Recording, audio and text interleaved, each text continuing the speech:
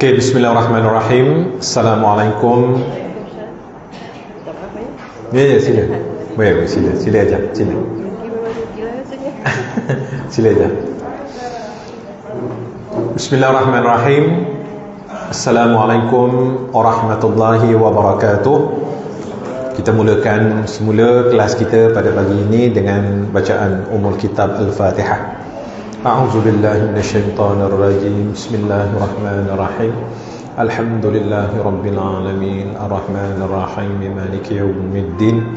Iyyaka na'budu wa iyyaka nasta'in. Ihdinas siratal mustaqim. Siratal ladzina an'amta 'alaihim ghairil maghdubi 'alaihim waladdallin. Amin.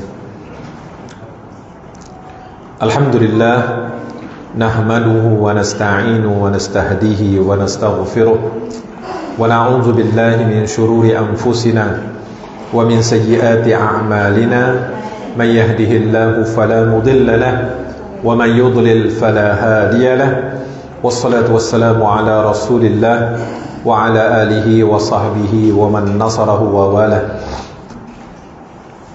Allahumma salli wa sallim wa barik ala sayyidina Muhammad wa ala ali sayyidina Muhammad fi kulli lamhatin wa nafasin adada ma wasi'ahu ilmullah.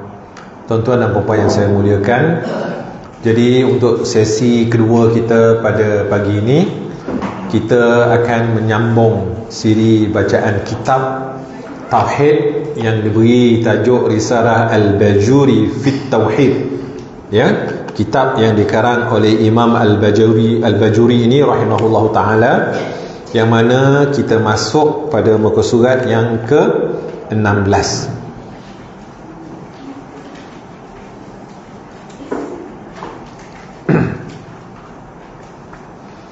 Baik. Qala al-musannif rahimahullahu ta'ala wa nafa'ana bihi wa bi'ulumihi fid daraini amin. Wa yajibu fi haqqihi ta'ala al-qidamu wa ma'nahu annahu ta'ala la awwala lahu wa ضده الحدوث والدليل على ذلك أنه لو كان حادثا لاحتاج إلى محدث وهو محال. Maksudnya, wajibu dan wajib fi haqqihi ta'ala, pada haknya Allah subhanahu wa ta'ala itu bersifat ia dengan al-qidamu, sedia. Yani al-qidam itu maksudnya sedia. Annahu wa ma'nahu, maknanya annahu ta'ala, sesungguhnya Allah subhanahu wa ta'ala itu la awwala lahu, tidak ada permulaan baginya, tidak ada awal baginya. Maksudnya tidak ada permulaan bagi wujudnya Allah subhanahu wa ta'ala, ya. والدليل على ذلك okey, wadidduhu al-huduthu, lawan baginya ialah huduth, yakni baharu, ya. Wadalilu ala dhalik, dalil atas yang demikian itu, annahu law kana hadisan, sekiranya Allah Ta'ala itu baharu, lahtaja ila muhdithin wa huwa muhalun, nescaya ia memerlukan kepada yang membaharukannya, dan itu adalah mustahil. Ini kupasan yang sebenar, ya. Kita dah masuk, tapi kita masuk secara ringkas. Baik, pada kali ini kita kupas apa yang disebut sebagai sifat qidam bagi Allah. Dalam kita mempelajari sifat 20, ada 3 benda je yang wajib tuan-tuan ingat.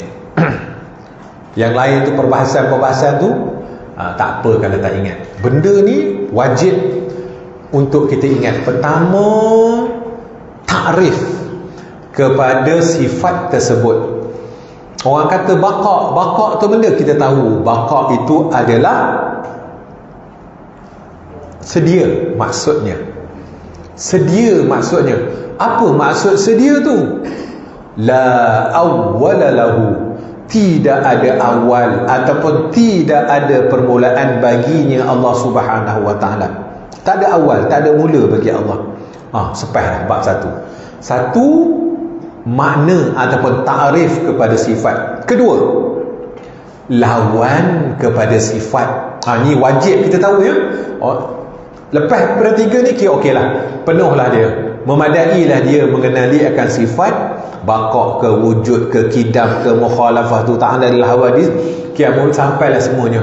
Apa benda? Tiga benda yang mesti dia tahu dalam bicara setiap sifat tersebut. Pertama apa dia? Ta'rif. Kedua apa dia? Lawan. Ketiga apa dia? Dalil.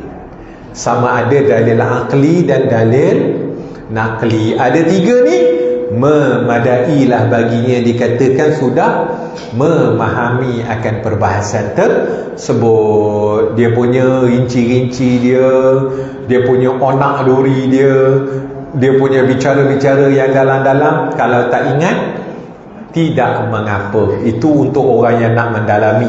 Bagi kita, orang yang biasa-biasa ni, cukup kalau kita faham tiga isi penting.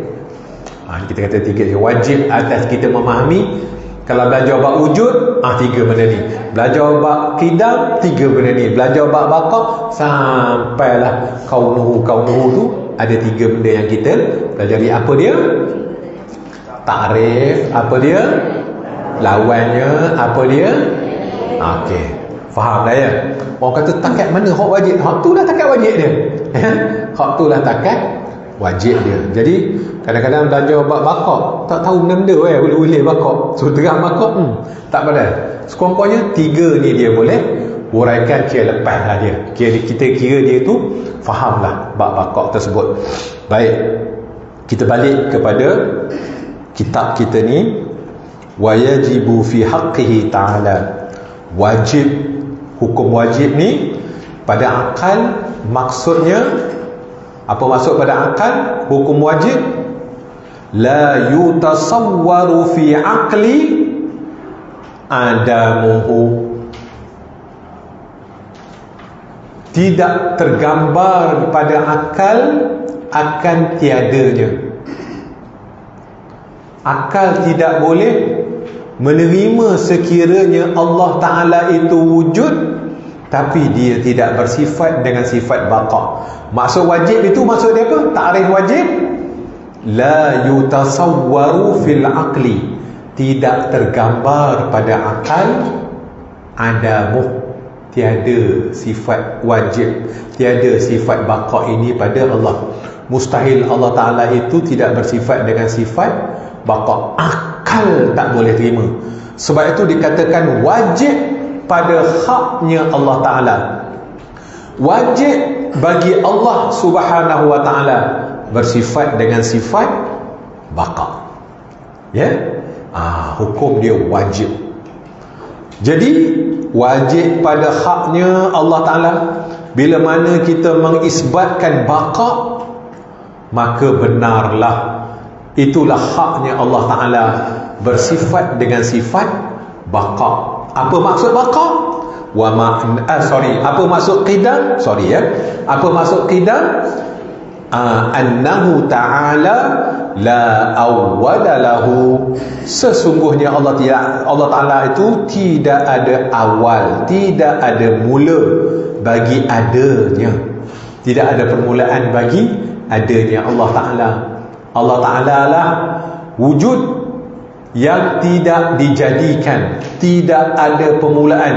Dialah zat yang bersifat dengan wajibal wujud, wajib ada, dan tidak ada awal bagi adanya Allah Ta'ala. Sebab itu lawan kepada sifat kidam itu ialah hudus. Hudus itu maksudnya baharu. Hadis ya, hudus maksudnya baharu. Apa maksudnya baharu?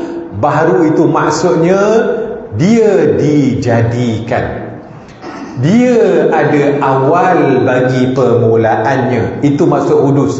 dia kena jadi. Benda yang dijadikan semuanya ditakrif sebagai hudus, dan hudus itu adalah makhluk, hudus itu adalah alam. Sebab tu dalam baca Fatihah, Alhamdulillahirabbil alamin, segala puji bagi Allah Tuhan Rabb yang menciptakan sekalian alam. Rabbun, sifat dia rububiyah, rububiyah Allah Ta'ala. Tauhid rububiyah, tauhid penciptaan. Dialah yang menciptakan alam ini. Sebab itulah dia disebut sebagai Tuhan sekalian alam. Dan alamin itu maksudnya hudus. Semua alam itu adalah hudus ataupun hadis, baharu, kena jadi, dijadikan. Siapa yang menjadikannya? Allah. Ya. Kita juga dikenali sebagai makhluk. Kitalah yang disebut sebagai makhluk. Khalik, siapa dia? Allah. Allah khaliqun kulli syai'in. Allah lah yang mencipta setiap sesuatu. Allah khalik, kita makhluk. Ya, kita makhluk, kita alam, kita kainat, kita mumkinat, mumkinat, kainat.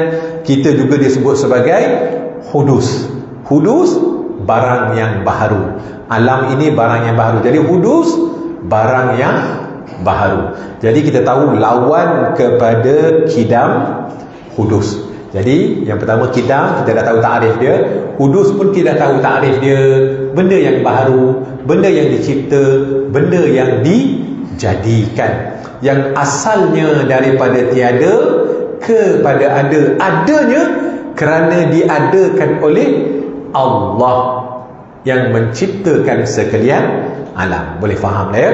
Pegang waktu kira settle dah bab ni, artinya faham lah dia. Oh, hudus-hudus ni apa? Hudus ni barang baru, barang kena jadi, makhluk, ya. Mungkinat, harus saja adanya, harus saja adanya. Adanya kerana dijadikan. Siapa yang menjadikannya? Allah yang menjadikannya. Wad dalilu ala dhalik, dalil atas yang demikian itu, annahu law kana hadisan lahtaja ila muhdisin wa huwa muhalun. Sekiranya dia adalah baharu, sekiranya Allah Ta'ala ini dia juga baharu, hadis, lahtaj ila muhdisin, nescaya dia memerlukan kepada yang menjadikannya, yang membaharukannya. Wa huwa muhalun, dan benda ini mustahil, tidak boleh diterima oleh akal. Akal tak boleh terima, mustahil. Allah Subhanahu wa Ta'ala itu baharu. Kalau dia baharu, dia perlu kepada yang membaharukannya. Maksudnya dia perlu yang menciptakannya. Inilah bab yang disebut tasalsul dengan daur. Dan bab ini, dalam bab kidam ini, kita berjumpalah dengan perkataan tasalsul dengan daur. Itu hari saya dah cerita dah buat tasalsul dengan daur. Bagi tuan-tuan yang ingat lah, saya rasa ramai yang ingat, tapi saya kena ulang balik lah. Apa maksud tasalsul? Tasalsul ini rantaian. Tasalsul, silsilah, dia berantai. Salasilah, itu namanya tasalsul. Maksudnya anak, adanya anak sebab adanya mak, adanya ayah. Mak dengan ayah ni ada sebab ada datuk, ada nenek. Ada datuk, ada nenek ni, ada moyang, ada tok yang. Moyang tok yang ada cuik, puik, dia bertasalsul sampai bila nak habis Piramli kata. Seperti contoh itu hari yang saya beritahu ayam dengan telur. Ini yang tuan-tuan semua ingat ni, ayam dengan telur. Ditanya kepada seorang guru pada murid-muridnya, antara ayam dengan telur siapa dulu jadi? Berhari-hari bincang ayam dan tengok. Ayam dulu. Kalau ayam tak bertelur, mana boleh ada telur? Kan ayam tu lahir pada telur. Pening kepala. Telur ayam, telur memang tak, benda tak baik. Itu namanya daur, pusingan. Satu tasalsul, satu lagi pusing. Dia berpusing situ je. Daur dengan tasalsul ni tidak sudah-sudah. Dia mesti ada penyudah kepada daur dan tasalsul. Siapakah yang menjadi penyudah kepada daur dan tasalsul? Ialah yang menciptakan daur dan tasalsul tu. Mestilah ada yang di luar Daud dan di luar tasalsul. Mestilah yang ada yang menciptakan ayam dan telur. Settle. Ikut dia lah, dia nak cipta ayam dulu ke telur ke. Bila dia cipta ayam, ayam tu bertelur, maka wujudlah dia punya circle dia. Macam Allah Ta'ala menciptakan Nabi Adam, seorang-seorang je. Kemudian Adam tengok, semua makhluk ada pasangan, aku seorang-seorang je. Timbul rasa hati dia, dia nak juga berpasang-pasangan. Allah Ta'ala Maha mengetahui. Lalu Allah Ta'ala cipta Nabi Hawa daripada susuk kiri Nabi Adam. Ya, dia sudah sedar, dia tengok, ada pasangan dah. Ya, ada pasangan. Allah Ta'ala ni Maha mengetahui, ya. Orang semua berpasangan, semua makhluk pasangan, tiba dia seorang-seorang. Lalu Allah Ta'ala bagi pasangan pada dia. Dia lelaki perempuan ni tak cerita banyak, dia tahu je. Dia nak pegang Nabi Siti Hawa. Nabi Hawa, Siti Hawa tu Nabi juga, ya. Sebab kita jarang sebut Nabi, dia Siti Hawa, dia Nabi juga sebab Nabi Adam. Jadi Allah Ta'ala kata, jangan Adam, engkau tak bayar maharnya lagi, jadi engkau tak boleh kahwin, engkau tak boleh sentuh lagi, kau kena kahwin dulu, bayar maharnya baru engkau boleh sentuh Siti Hawa ni. Jadi ditanya kepada Allah, apakah maharnya? Tuan-tuan, dalam syurga ni semua benda mahal-mahal, semua benda hebat-hebat. Nikmat syurga ni nikmat yang hebat-hebat. Dia sudah tidak menjadi hebat sebab tu. Kalau nak bagi permata dalam syurga, permata bersepah-sepah. Dinding permata, tu permata, buat semua permata, permata ke emas ke apa ke, itu tidak boleh menjadi mahal. Dia sudah tentulah mahal ni benda yang sangat hebat. Jadi apakah benda yang paling mahal di antara benda yang mahal dalam syurga tu? Itulah selawat tu. Ya, Nabi Adam alaihissalam dikahwinkan dengan Siti Hawa dengan menggunakan selawat kepada baginda Nabi SAW. Tuan-tuan, kalau tak ada selawat Rasulullah tu, kita ni semua kalau lahir kira macam anak yang tak sah taraf. Oleh kerana nak sah taraf tadi apa dia? Selawat. Allah Ta'ala khabar maharnya adalah selawat engkau kepada Muhammad sallallahu alaihi wasallam.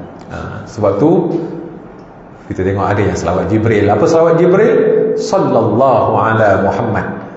Nabi Jibril berselawat kepada Sayyidina Muhammad sallallahu alaihi, itu namanya selawat Jibril, selawat paling pendek, ataupun Allahumma salli ala Muhammad. Allah berselawat ke atas Nabi Muhammad sallallahu alaihi wasallam. Maka bila berselawat, maka itulah rupanya mahar.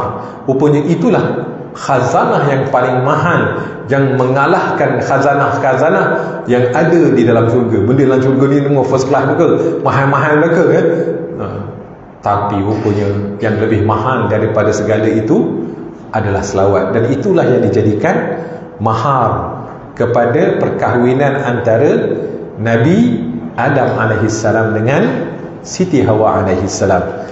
Baik, kita bukan nak pergi ke situ, ya. Kita nak masuk cerita hudus ni tadi, ya.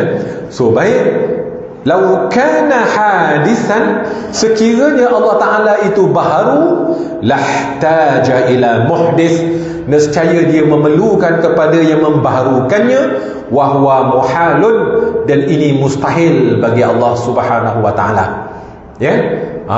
Allah Ta'ala mustahil dia bersifat baharu. Kerana apa?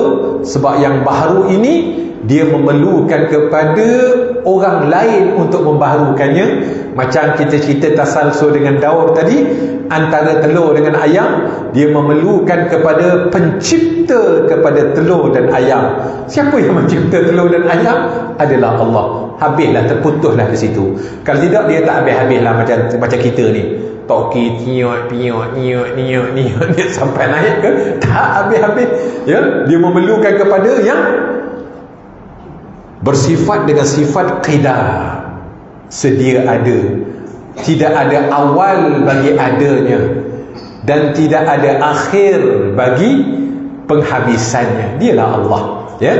Jadi sebab itu, bila mana Allah Ta'ala ni, kalau kita kata Allah Ta'ala itu bersifat baharu macam kita ni, maka dia mustahil Allah Ta'ala itu bersifat dengan sifat baharu, ya. Jadi bila sentuh tentang bicara kidam ni, lawan yang hudus, maka ingatlah kepada daur dan tasalsul. Untuk mengatasi kemelut daur dan tasalsul, dia perlu kepada pencipta yang bersifat dengan sifat qidam, sedia ada. Tidak ada awal bagi mulanya, kerana segala sesuatu ada awal bagi mulanya. Ya, semua makhluk, semua kainat, semua hudus ada yang menjadikannya, iaitulah Allah yang menjadikannya. Allah tidak ada yang menjadikannya, kerana wujudnya itu qidam, dia sedia ada. Tidak ada, terjemahan qidam, tidak ada awal baginya, tidak ada permulaan bagi wujudnya Allah. Ya, jadi nanti kita akan jumpa, itu hari kita jumpa bicara tentang wujud. Wujud ini sifat bagi Allah. Manakala qidam, baqa, mukhalafatuhu ta'ala lil hawadis, qiyamu bi nafsi wahdaniyah. Ya, ini adalah menceritakan tentang sifat wujud Allah. Wujud itu tertakluk kepada bicara zat. Bila sebut tentang sifat wujud, dia menceritakan tentang zat Allah. Zat Allah yang wajib ada, yang laisa kamitslihi syai', yang ghaibal ghuyub, sangat ghaib. Ya, dia tidak serupa dengan segala sesuatu, zat yang wajib ada. Tapi bila cerita tentang baqa, sebab itu kita tengok pada perbahasan yang dia buat oleh ulama, bila disebut tentang sifat nafsiyah, yang mewakili sifat nafsiyah ini adalah satu sahaja, iaitu sifat wujud. Nafsiyah tu maksud dia apa? Nafsiyah ni maksudnya diri, menceritakan tentang diri. Diri Allah tu namanya zat Allah, cerita tentang zat Allah. Zat Allah ni, dia satu, dia wajib ada. Yang kedua, dia laisa kamitslihi syai'. Cukup kita ingat dua ni pun cukup dah. Ya, wajib ada, zat yang wajib ada. Ya, zat yang tidak serupa dengan segala sesuatu. Kemudian bila kita jumpa dengan sifat qidam, baqa, mukhalafatuhu lil hawadis, qiyamu bi nafsi wahdaniyah, yang lain tu semuanya menceritakan tentang sifat zat, sifat wujud tadi. Dia nak cerita tentang Allah Ta'ala, wujudnya bersifat dengan sedia ada. Allah Ta'ala wujudnya bersifat dengan qidam, baqa, mukhalafatuhu ta'ala lil hawadis, qiyamuhu bi nafsih. Ya, macam itulah cerita dia. Baik, setakat ni boleh faham? Ada nak tanya? Okey, tak nak tanya, kita terus ya. Boleh faham saja? Boleh ya? Belajar biar faham. Sikit tak apa, janji faham. Ini kan belajar banyak-banyak, tanya tak faham. Ya. Dapatlah pahala belajar, tapi tak dapat ilmu. Ya, ilmu tu yang penting untuk kita pegang, untuk kita amalkan. Itu kefahaman kita yang paling penting. Tuan-tuan, ilmu ni sangat penting. Inilah ilmu yang paling tinggi atas muka bumi Allah, ilmu mengenal Allah. Tapi tuan-tuan, belajar ilmu kalam, belajar ilmu tauhid ni, makamnya di mana? Di akal. Perbahasan tentang akal. Sebab tu wajib bagi akal, mustahil bagi akal, harus bagi akal. Sampai qalb, tasawuf. Bicara bab ilmu tasawuf. Sebab tu penting tauhid dengan tasawuf. Tapi bila bicara tentang ilmu tauhid, ilmu yang tertinggi atas muka bumi Allah, ilmu yang membicarakan tentang Allah. Mana ada ilmu yang lebih tinggi yang membicarakan tentang Allah ni melainkan ilmu tauhid. Ilmu ni lah yang start daripada Nabi Adam sampai Nabi Muhammad SAW, bawa ilmu ni ke dunia, nak mengenalkan kepada makhluk-makhluk Allah ni bagaimana cara untuk kita mengenalkan Allah. Tapi bicara ni masih lagi bicara tahap akal. Ya, bicara tentang akal. Lepas taklif orang yang belajar ni, tak berdosa lagi. Bila belajar habis sifat 20 ni, selamat kita daripada hukum taklifi mengenal Allah. Selamat dia, tak berdosa. Kalau tidak, hidup sepanjang-panjang hidup berdosa dia. Kenapa tak belajar mengenal Allah, tak belajar tentang ma'rifatullah, ya, ilmu tauhid, tak belajar tentang fiqh, tak belajar tentang tasawuf yang disebut sebagai 3 rukun dalam agama. Ilmunya fiqh, tauhid, tasawuf. Tapi antara 3-3 ni, ilmu tauhid lah usul, asal, awal sekali. Sebab tu dia sebut sebagai ilmu usuluddin, asal agama. Inilah ilmu usuluddin. Usuluddin tu apa dia? Asal agama, ilmu awal agama. Awwaluddin ma'rifatullah. Awal-awal agama itu mengenal akan Allah. Jadi macam mana nak kenal akan Allah? Ulama kaedah ahlu sunnah wal jamaah mengenalkan kaedah untuk mengenal Allah dengan cara belajar sifat 20 metodologi Imam Abu Hasan Al-Asy'ari dan Imam Abu Mansur Al-Maturidi. Inilah yang sedang kita pelajari melalui kitab Al-Bajuri fi Tauhid, ya.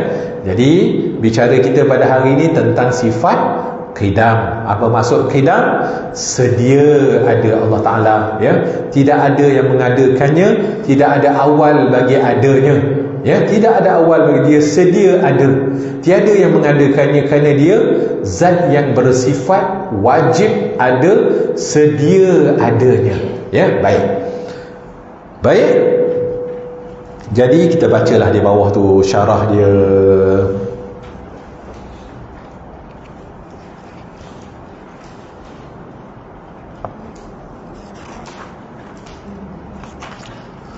Okey, kita baca sikit ni.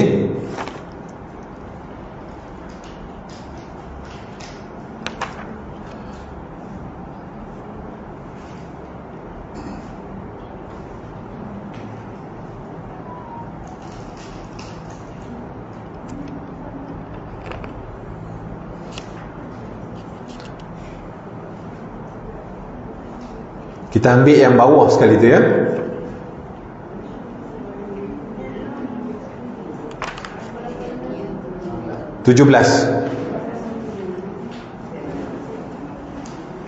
Firman Allah Subhanahu wa taala.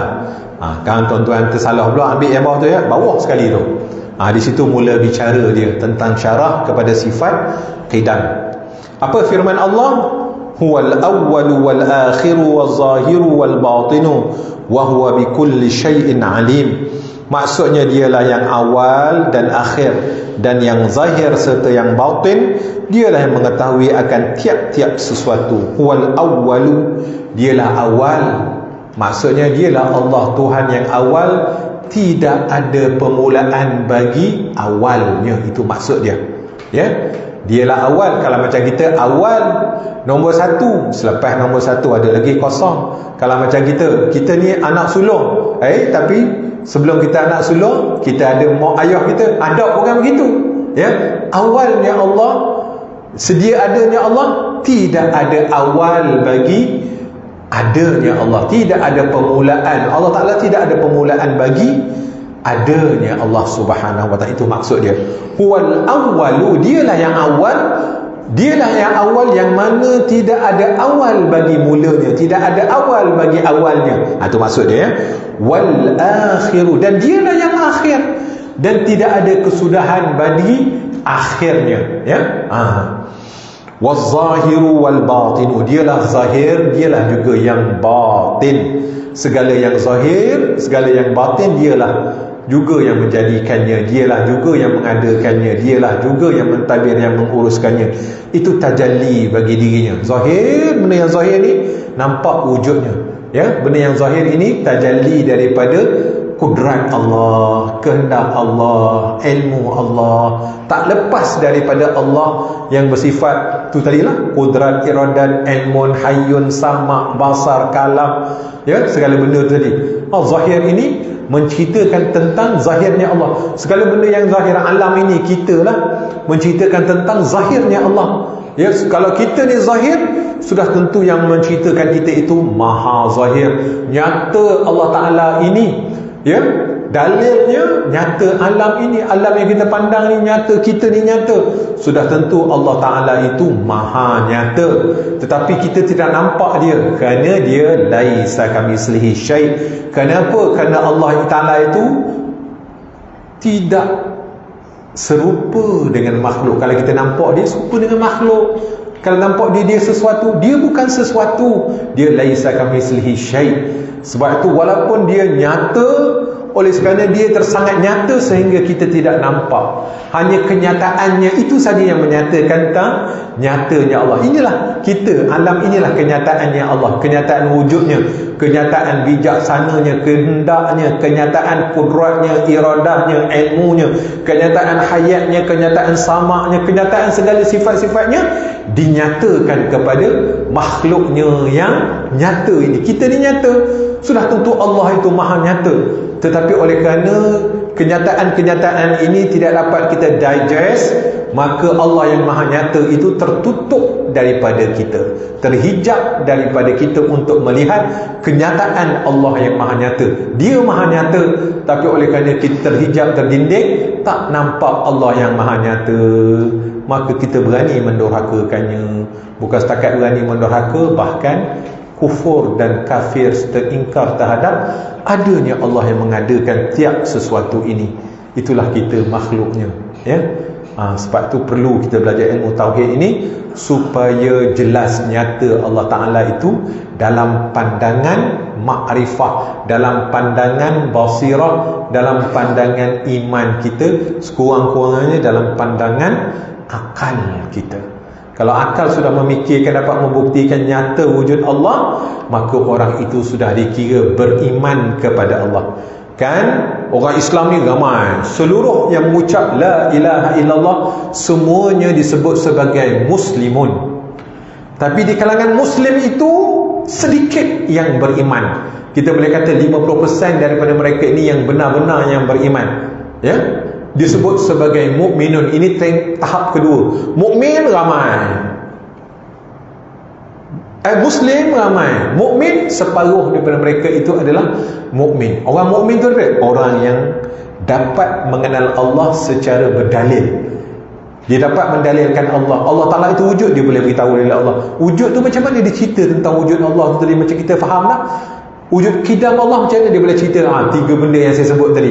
Sekurang-kurangnya kita boleh bagi ta'rif, boleh bagi lawan dia, boleh bagi dalil akli dan dalil nakli. Itu kira hebat dah tu. Artinya kira kenal lah dia tentang sifat wujud, kenal dia sifat baqa. Dia boleh mendalilkan. Itu orang yang beriman. Sah iman dia, disebut sebagai mukminun. Dan daripada golongan mukminun yang sedikit tadi, sebahagian kecil daripadanya disebut sebagai muhsinun. Inilah orang yang dapat mengenal Allah secara hakikat dan makrifah. Pengenalannya sudah sampai ke dalam rasa. Ini pada peringkat akal tadi, mukmin tadi berdalil-dalilkan dengan akal.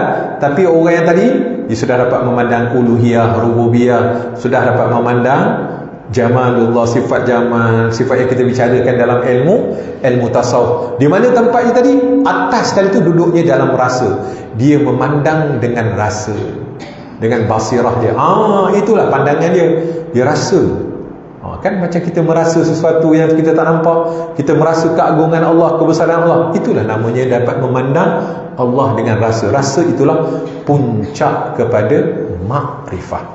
Sebab itu man lam yadhu lam yadri. Ini kata-kata terkenal ulama tasawuf. Barang siapa yang tidak merasa, maka dia tidak tahu. Macam kita lah makan madu kelulut. Orang tak pernah makan madu kelulut boleh cerita tentang madu kelulut? Tobat tak boleh cerita dia. Tapi dia akan ambil, kita kata benda tu rasa dia manis, itu masam-masam sikit, macam garam campur dengan gula ke dia apa, lebih kurang gitu. Dia cuba mencari untuk mendekatkan. Payah juga, dia cakap lah campur dengan payah. Ambil madu kelulut, bagi cuba rasa. Gini rasanya. Kan rasa itu baru bila dah rasa tepat tu lah. Artinya sehingga Allah Ta'ala tajallikan rasa itu, itulah orang mengenal Allah secara hakikat dan makrifat. Dia dapat melihat rububiyah Allah, uluhiyah Allah, sifat jamalullah, sifat qahar, sifat yang kita cerita dalam ilmu tasawuf. Ilmunya yang menceritakan tentang tadi apa dia? Ilmu tasawuf, ilmu kalam, ilmu usuluddin, ilmu tauhid. Dia menceritakan mengenal Allah secara akal. Secara akal. Satu wajib bagi akal, mustahil bagi akal, harus bagi akal, ya. Dia punya pusat perbicaraannya pada akal, ya. Boleh ya. Janganlah tuan-tuan kau tercampur aduk. Tapi sebenarnya dia tak lari. Tauhid itulah kadang-kadang dia upgrade sikit, pergi pada tasawuf, ya. Baik. Kalau dah faham tu mudahlah. Baik, maksudnya dialah yang awal dan akhir dan yang zahir, yang batin, dan dialah yang maha mengetahui akan tiap-tiap sesuatu. Surah Al-Hadid. Rasulullah sallallahu alaihi wasallam bersabda, Allahumma antal awwalu falaysa qablaka syai'. Ya. Ini hadis Rasulullah sallallahu alaihi wasallam dalam sahih Muslim. Allahumma antal awwal, wahai Tuhanku, engkau maha awal, falaysa qablaka syai', dan tidak ada yang wujud sebelum engkau. Tidak ada yang wujud sebelum engkau. Dialah mula segala sesuatu, dan tidak ada yang wujud sebelum dirinya, sebelum zatnya. Tidak ada. Dialah zat yang mula-mula sekali, zat yang tidak ada awal bagi adanya, ya. Itulah dia Allah Subhanahu wa taala. Sebab tu disebut al-awwalu, ya. Rasulullah pun sebut dalam hadisnya ini, Allahumma antal awwal falaysa qablaka syai', wahai Tuhan, engkau maha awal dan tiada yang wujud sebelum engkau, ya. Kerana dia yang paling awal, malah sebelumnya tidak ada kewujudan, hanya dialah yang wujud. Baik. Istilah baharu dalam ilmu akidah adalah permulaan, ya. Istilah baharu dalam ilmu akidah adalah permulaan. Setiap sesuatu yang mula ada permulaan disebut baharu. Sebab itu alam ini disebut hudus. Sebab tu lawan bagi sifat sedia Allah Ta'ala hudus. Kerana apa? Kerana ada permulaan. Tuan-tuan jangan lupa, nanti dalam bab qidam kita akan bertemu dengan 10 benda yang baqa'. Ada 10 benda yang baqa', benda yang kekal. Tapi lepas kita bicara bab baqa' dia lah, ini tak boleh pergi lagi. Ya? Nanti saya sebutkan 10 benda yang baqa' tu. Ya? Artinya di sini istilah baharu dalam ilmu akidah adalah ada permulaan, ia lawan kepada qadim. Ya, segala selain daripada Allah adalah diciptakan dan tiada kepada ada, daripada tiada kepada ada, ya. Dari tiada kepada ada. Asalnya tiada, oleh kerana Allah menciptakannya, daripada tiada dia menjadi ada. Macam ingat tak cerita kita awal tadi, sifat Allah, dua sifat Allah yang kalau kita ingat memang kita akan rasa kerdil di hadapan Allah.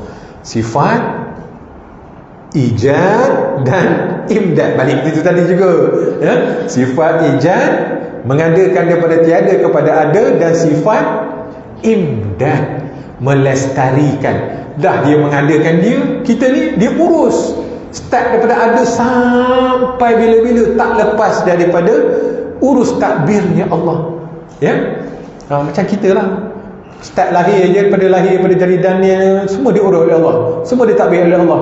Kolagen kita, pembesaran kita, bulu kita tumbuh jatuh, tak ada satu pun yang dilepas, ditakbir oleh Allah, ya. Masya Allah, kalau kita ingat tu, ya Allah, ya, fabi ayyi ala'i rabbikuma tukadziban, nikmat apa lagi yang kamu ingin dustakan, ya. Subhanallah, kita nampak tu, ya. Oh, dia takbir, sayangnya dia pada kita, daripada tiada kepada ada, lepas tu dia urus di takbirnya, rezeki kita, segala apa yang ada kepada kita ni. Kalau memandang ni tuan-tuan, kalau ingat, meleleh air mata kita setiap detik, saat dan ketika memandang betapa kasih cintanya Allah pada kita. Kalau mak ayah kita, kalau kekasih kita. Sebab itu Allah itu disebut sebagai sang kekasih, kerana dia sangat kasih pada hamba-Nya. Daripada tiada dia mengadakan, lepas tu dia urus segala-galanya, kecil besar segala-galanya di bawah urus takbirnya. Allah Tuhan, ya.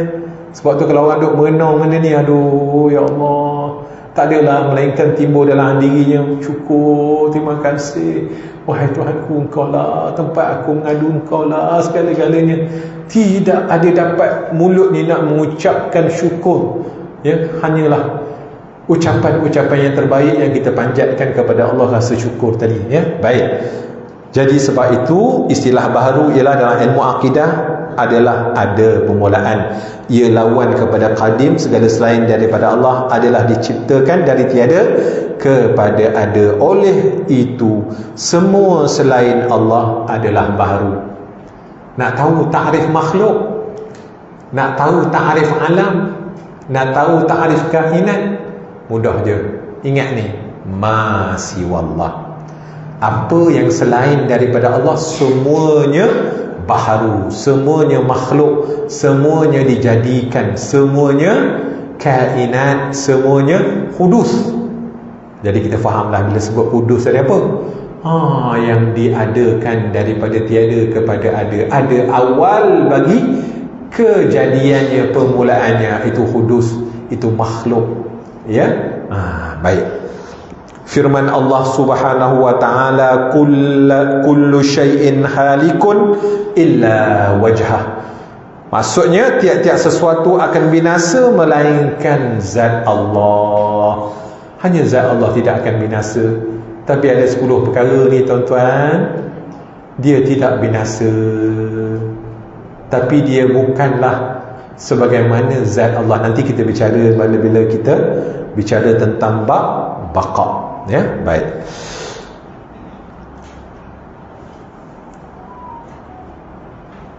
Itu kekal, ya. Baik. Jadi saya ingat kita masuk seterusnya kepada sifat kedua, iaitu sifat baqa, ya, sifat baqa. Sifat ketiga, sifat ketiga. Baik, kita tengok wa yajibu fi haqqihi ta'ala al-baqa'u wa ma'nahu annahu ta'ala la akhira lahu wa ضده الفناء والدليل على ذلك أنه لو كان فانيا لكان حادثا وهو محال. Ini sifat ketiga daripada sifat Allah. Dia sebenarnya sifat-sifat ni dia tak ada nombor 1, nombor 2, nombor 3. Ini diletakkan oleh ulama sahaja, ya. Baik, untuk memudahkan kita faham, ya. Baik, wa yajibu, dan wajib, fi haqqihi ta'ala, pada haknya Allah Ta'ala. Apa maksud wajib?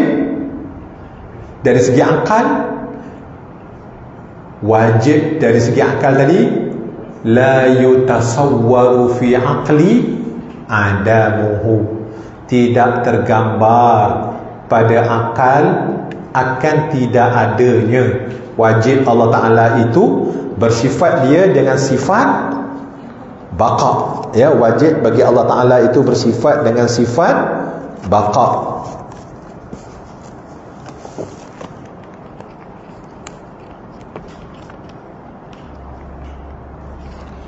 Ini dalam kitab Ummul Barahin, ta'rif dalam kitab Ummul Barahin, ya.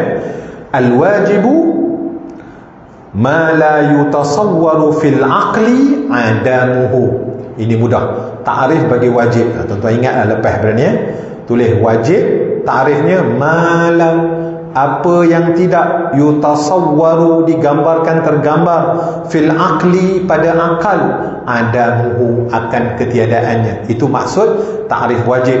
Mustahil, mala yutasawwaru fil aqli wujuduhu, apa yang tidak tergambar, apa yang tidak terlintas dalam akal, akan wujudnya itu benda mustahil, ya. Mustahil Allah Ta'ala itu bersifat dengan baharu, mustahil, akal tak boleh terima. Kenapa? Kalau Allah Ta'ala itu bersifat dengan baharu, sudah ada tentu Tuhan yang menjadikannya. Lepas tu Tuhan itu pula menjadikan, dijadikan itu ada tasalsul. Mustahil ada tasalsul. Sifat tasalsul wa daur mustahil bagi Allah. Allah Ta'ala tidak bersifat dengan tasalsul, dengan daur. Sebab tu tak boleh Allah Ta'ala itu bersifat dengan hudus, ya. Maksud tadi mustahil tadi apa maksud dia? Ma la yutasawwaru fil aqli wujuduhu, apa yang tidak tergambar dalam akal pikiran kita tentang wujudnya. Fal jaiz ma yasihhu fil aqli wujuduhu wa adamuhu. Jaiz, harus, ma yasihhu, apa yang sah pada akal akan adanya dan juga tiadanya. Boleh saja benda itu ada, boleh saja benda itu tak ada pada akal kita. Macam wujud kita ni lah, wujud kita ni jaiz, harus saja adanya, harus saja tiadanya. Harus bagi Allah Ta'ala, kita ada tengah cakap ni, harus dia bagi Allah Ta'ala untuk mentiadakan alam ini, ya. Harus dia bagi dia untuk menghidup dan mematikan kita. Itulah ya, kalau kita tengok dari segi ta'rif dia ya. Jadi sebab itu kita tengok sifat baqa ini, wa yajibu fi haqqihi ta'ala, dan wajib pada haknya Allah Ta'ala ya, al-baqa, wa ma'nahu annahu ta'ala la akhira lahu. Maksud baqa ini kekal, bersifat kekal Allah Ta'ala itu, dan maknanya Allah Ta'ala itu la akhira lahu, tidak ada akhir baginya. Kalau kidam tadi tidak ada awal bagi wujudnya, bagi permulaannya, tidak ada permulaan bagi wujudnya Allah. Manakala baqa tidak ada akhir bagi Allah Ta'ala, tidak ada akhir. Allah Ta'ala itu tidak akan mati, Allah Ta'ala itu tidak akan binasa, Allah Ta'ala itu kekal selama-lamanya. Itulah sifat baqa ya. Baqa itu maksudnya kekal, tidak ada binasa bagi kekalnya ya. Wajib Allah Ta'ala itu bersifat dengan sifat kekal, dan mustahil Allah Ta'ala itu dia bersifat dengan sifat fana ya. Akal tidak boleh menerima Allah Ta'ala itu binasa.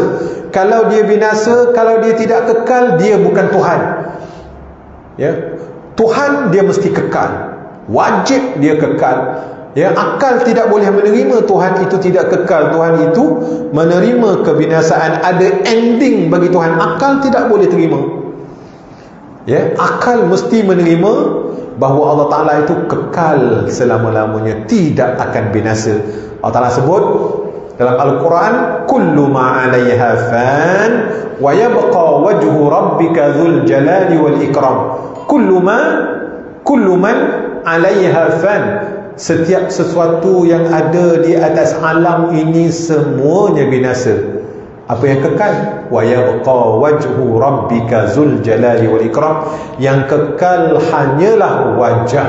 Wajah di sini ialah zat Allah, dzul jalali wal ikram, yang memiliki jalal, keagungan, wal ikram, dan kemuliaan. Zatnya yang agung dan mulia itulah yang kekal. Semuanya akan binasa. Dia wajib kekal. Selain daripada zatnya itu, harus saja kekalnya. Walaupun 10 perkara ni tadi Allah Ta'ala akan kekalkan, tapi harus bagi Allah untuk mentiadakannya. Dia tidak kekal sebagai Allah. Apa beza di antara 10 yang kekal dengan kekalnya zat Allah? Kita jawab lepas ni. Tapi tak ada berhenti dah ya. Tapi dalam kelas ni juga lah, kan saya lupa kan, tuan-tuan ingatkan saya nak baca dulu sikit ni. Lawan bagi sifat kekal adalah mempunyai pengakhiran, iaitu fana. Bermula dalil atas demikian itu, sesungguhnya sekiranya Allah ada pengakhiran binasa, nescaya Allah adalah baharu, dan hal tersebut adalah mustahil ya. Sekiranya Allah Ta'ala itu dia fana, dia akan menerima binasa, dan benda itu mustahil. Itu bukan sifat Tuhan. Dia tak boleh mengaku dirinya Tuhan kerana dia ada binasa ya. Jadi sebab itulah sifat baqa itu sifat yang wajib bagi Allah Subhanahu wa Ta'ala. Bismillah.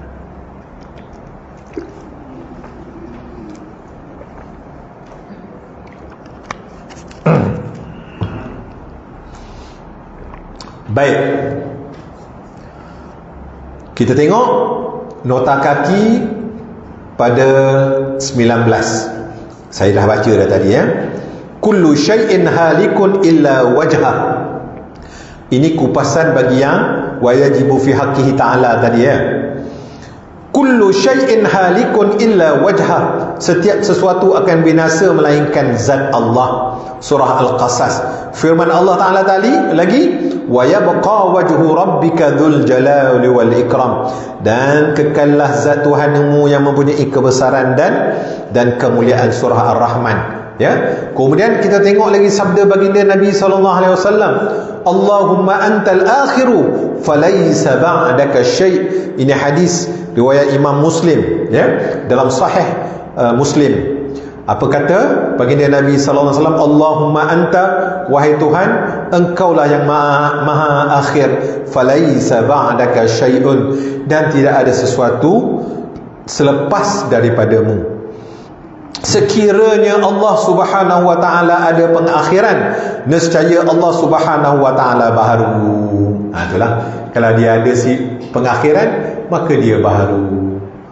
Menerima binasa. Allah taala mustahil bersifat dengan sifat binasa ataupun ada akhir baginya. Ya, baik. Kerana setiap yang binasa itu harus ada dan harus tiada. Baharu bagi Allah Subhanahu wa taala adalah mustahil kerana telah sabit dalam sifat sedia qidam bagi Allah. Oleh itu sabit sifat kekal baqa bagi Allah, ya. Kerana telah sifat qidam tadi dia sedia ada, dan sifat baqa juga adalah sifat bagi Allah, iaitu sifat kekal juga adalah sifat wajib bagi Allah. Kalau dia sedia ada, dia sedia adanya itu kekal selama-lamanya, tidak ada akhir baginya, tidak ada kesudahan baginya. Itu kita kena pegang, kena i'tiqadkan bahawa Allah Ta'ala itu bersifat dengan sifat baqa, yang mana baqanya itu tidak ada kesudahan, kekal selama-lamanya, ya. Sebagaimana sifat qidam sedia ada, dan sifat baqa begitu juga, tidak ada akhir bagi sifat baqa. Baik. Nikmat syurga, neraka dan awal dan akhir tiada. Baik. Kita tengok di situ.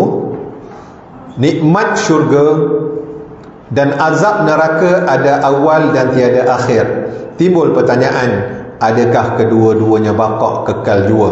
Kedua-dua nikmat syurga dan azab neraka ini kekal pada syarak, tetapi tidak kekal pada akal. Harus bagi akal kedua-duanya binasa, berbeza dengan Allah Ta'ala yang tidak binasa menurut syarak dan akal. Rujuk tahqiq al-maqam ala kifayatil awam fi ilmil kalam. Ini boleh rujuk dalam kitab Kifayah Awam, Kifayatul Awam. Baik, sampailah masanya kita bicarakan ada 10 benda yang kekal. Ya, apa dia? Pertama, yang kekal jasad nabi-nabi dan rasul-rasul. Ini kekal, dia tak binasa. Ya. So yang kedua, azbuz zanab.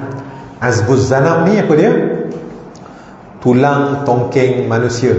So itulah benih kita dibangkitkan oleh Allah di mahsyar besok. Itulah benda yang tidak binasa. So di situlah kita start tumbuh balik sebagaimana kita yang sedia ada pada hari ini. Itulah benih kita. Walaupun kita mati besok, semuanya hancur. Ya, setelah beratus-ratus tahun, beribu-ribu tahun, hancurlah tulang belulang kita, rambut, apa semua yang ada pada kita ni. Tak payah tunggu beribu-ribu tahun lah, ya. Puluh-puluh tahun pun dah hancur dah ya. Melainkan orang-orang yang dirahmati oleh Allah, ya. Di antara orang yang dirahmati oleh Allah itulah tadi rasul-rasul, nabi-nabi, para awliya Allah, kekasih-kasih Allah, ya. Orang yang syahid, orang yang mati di jalan Allah. Sebab itu baru-baru ni, dululah kita dikejutkan, ya, bila berlaku banjir di Uhud, ya, bila tergali jumpa balik makam jasad Sayyidina Hamzah yang masih lagi berdarah, tak sikit pun orang kata masih utuh, tak sikit pun hancur, tak sikit pun binasa. Dan bukan itu saja, banyak lagi dibuktikan orang hafal Quran. Bukan saja orang hafal Quran, guru-guru Quran pun banyak, ya. Allah Ta'ala tunjuk masa duduk atas muka bumi ni, dia ngajar Quran. Kampung je duduk pakcik-makcik je, tapi ngajar Quran. Ngajar Quran pun bukanlah betul sesangat, tak adalah sampai taranum ke apa, ngaji Quran je budak-budak. Tapi Allah Ta'ala bagi jasad suami isteri ni tak hancur, dah berpuluh-puluh tahun tak hancur, Itu yang peringkat yang macam tu. Apatah lagi yang sahabat-sahabat Rasulullah tak hancur. Orang yang kenal ma'rifatullah, ulama, awliya, kekasih-kasih Allah, makam tak hancur. Tapi yang disebut dalam kitab jasad para nabi-nabi dan rasul-rasul, ya, itu tak hancur. Itu azbuz zanab. Azbuz zanab ni tulang tongkeng, ya. Kalau hancur pun tulang tongkeng setiap daripada manusia itu tak hancur. Inilah menjadi benih yang akan situ dia akan dibangkitkan balik. Lepas tu apa lagi yang tak hancur? Syurga dan neraka. Syurga dan neraka tak hancur ya. Azab dia, sebab tu dia khalidina fiha abada. Allah Ta'ala jelaskan kekal mereka dalamnya ya. Artinya bila kita esok masuk syurga, kekal. Syurga ni nikmat dia kekal. Allah Ta'ala yang mengiktiraf benda tu kekal, baqa'. Itu dikatakan baqa'. Tapi baqa' dia ada awal bagi kekalnya itu ya. Dia ada awal kerana dia dijadikan oleh Allah daripada tiada kepada ada. Syurga dan neraka ada dah ke sekarang ni?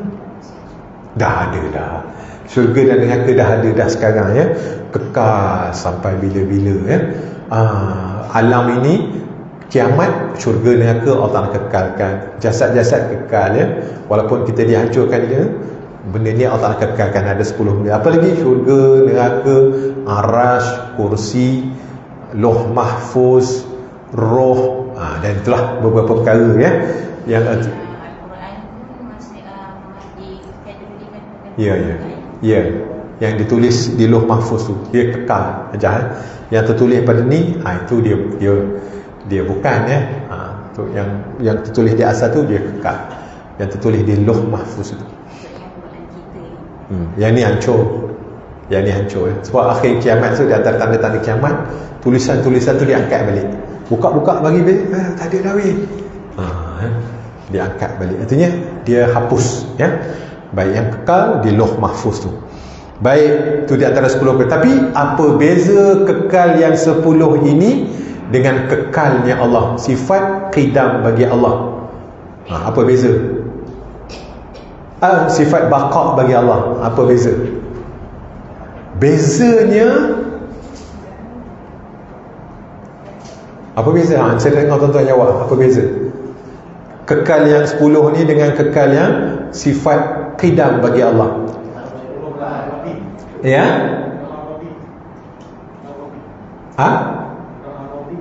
Arodi. Oh, bagus. Ini ingat pengajian lama-lama dulu ya. Baik. Setengah orang kebanyakannya akan menjawab ianya kekal kerana dia dijadikan oleh Allah kekal. Daripada tiada kepada ada. Allah Ta'ala tiada awal bagi adanya, tiada yang menjadikannya ya. Kemudian yang ini bezanya yang 10 ni kerana dia diadakan daripada tiada kepada ada dan dikekalkan oleh Allah. Allah Ta'ala yang mengekalkannya. Dia kata seperti contoh dalam Al-Quran, khalidina fiha abada, kekal mereka itu di dalamnya selama-lamanya. Kita lah ni kalau masuk dalam syurga, kekal selama-lamanya. Roh kita ni tuan-tuan, semenjak Allah Ta'ala jadikan, tak mati-mati dah, tak hancur-hancur dah, tak ada dah. Cuma bila kita mati besok, dia bukan binasa, dia hanya berpindah alam. Daripada alam dunia masuk kepada alam barzakh. Roh tu lah juga, roh ni lah juga, roh yang sedang duduk belajar ni lah juga tuan-tuan. Dia lah yang merasa sakitnya apanya, ni lah. Cuma dia pindah je lah daripada alam fana, alam dunia ni, masuk alam barzakh. Syarat dia untuk masuk alam barzakh tu mesti mati, kena menempuh kematian. Lepas tu tak mati-mati dah. Mati tu hanya sekali sahaja ya. Kekal roh kita. Allah, ya Allah, itulah mintalah ya Allah, pilihlah dalam golongan ahlul jannah, masuk dalam golongan muqarrabin, masuk dalam golongan orang yang kau kasih ya Allah. Jangan azab ya Allah. Sebab sana besok kekal. Kalau nikmat kekal lah, nikmat selama-lamanya. Tak jumpa dah tuan-tuan ya. Kalau masuk susah lah, sepanjang masa susah. Kalau nikmat tu nikmat lah, sepanjang masa nikmat.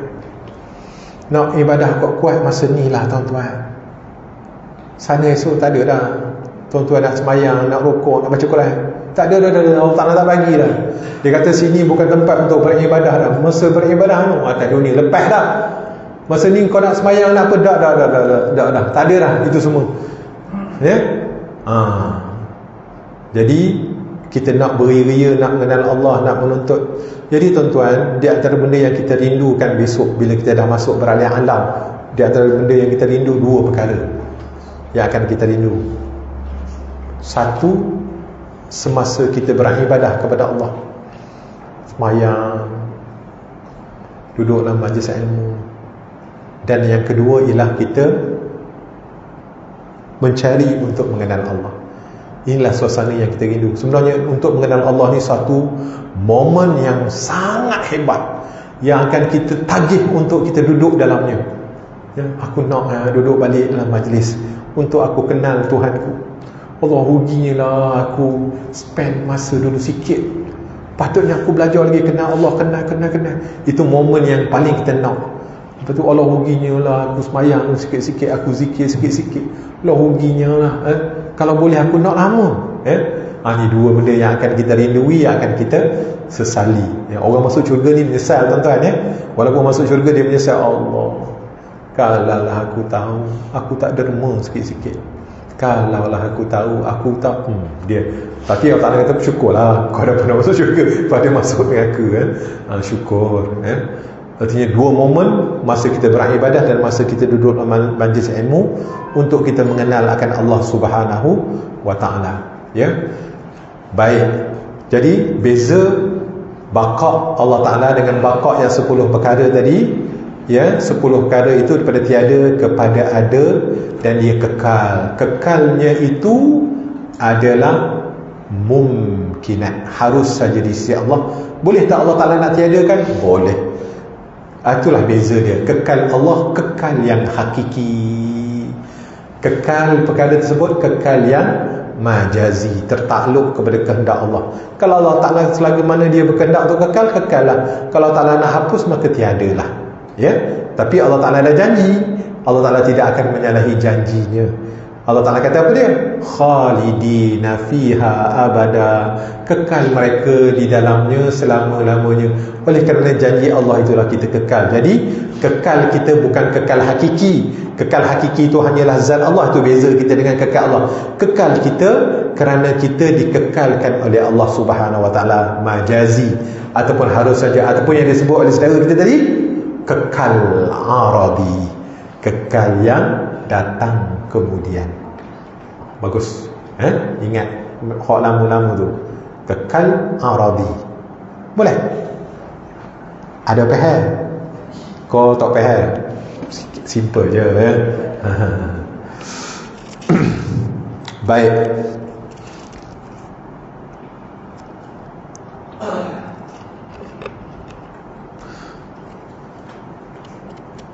Masuk kita sifat keempat. Mudahlah. Kita dah faham ta'rif. Faham dah ta'rif baqa'? Faham dah. Lawan dia faham dah? Faham dah. Lawan dia adalah fana, ya, binasa. Kemudian dalil dia. Dalil dia tuan-tuan tengoklah sini, ya. Kullu syai'in halikun illa wajha. Allahumma antal akhiru falaysa ba'daka syai'. Itu dalil naqli. Dalil akli dia, hak yang panjang lebar yang kita bicara tadi itu dalil akli lah. Bicara tentang akal, mustahil bagi akal, harus bagi akal, wajib bagi akal. Akal tak boleh menerima kalau Tuhan ini dia tidak kekal. Dia mustahil bagi Allah Ta'ala itu bersifat dengan sifat binasa, ada ending dia. Mustahil, akal tak boleh terima. Wajib bagi Allah itu bersifat kekal. Ya, dalil dia yang kita sebutkan tadi. Okey, dapat 3 tu cukuplah bagi kita untuk memahami apa yang dia sebut sebagai sifat baqa'. Sifat baqa', ya. Baik, begitu juga dengan sifat keempat, mukhalafatuhu lil hawadis. Mukhalafatuhu ta'ala lil hawadis, maksudnya bersalahan Allah Ta'ala itu dengan segala perkara yang baru. Bersalahan Allah Ta'ala itu dengan ciptaannya. Bersalahan Allah Ta'ala itu dengan makhluknya. Ya, bas kita baca di sini apa kata musannif, wa yajibu fi haqqihi ta'ala al-mukhalafatu lil hawadith wa ma'nahu annahu laysa mumathalan falaysa lahu yadun wala 'ainun wala uzunun wala ghayra dhalika min sifatil hawadith wa ضدها مماثلة. والدليل على ذلك أنه لو كان مماثلا للحوادث لكان حادثا wa huwa muhalun. Okey, mari kita tengok apa kata musannif. Wa yajibu, dan wajib atas apa? Fi haqqihi ta'ala, pada haknya Allah Subhanahu wa ta'ala, bersifat dia bagaimana? Al-mukhalafatu lil hawadith, bersalahan ataupun menyalahi Allah Ta'ala itu akan segala sifat yang baharu. Bersalahan Allah Ta'ala itu dengan makhluknya, bersalahan Allah Ta'ala itu dengan ciptaannya, dengan alam ini.